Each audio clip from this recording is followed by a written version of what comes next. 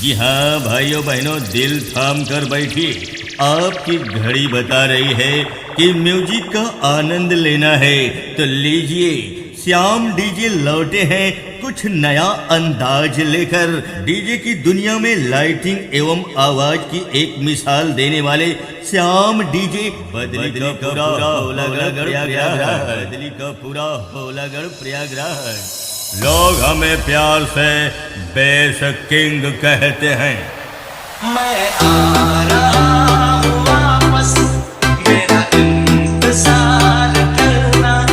मैं आ रहा हूँ वापस, मेरा इंतजार करना, करना, करना, करना।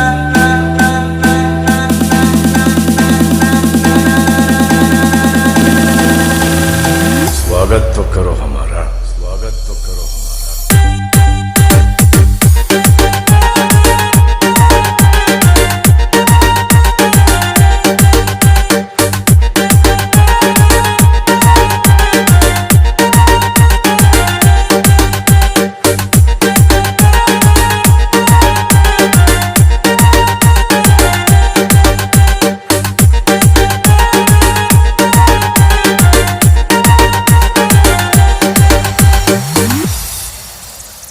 यही नहीं, किसी भी शुभ अवसर, शादी, विवाह, बर्थडे व किसी भी पार्टी पर बेहतरीन आवाज और बेहतरीन लाइट से सुसज्जित श्याम डीजे बदली का पूरा से संपर्क करें।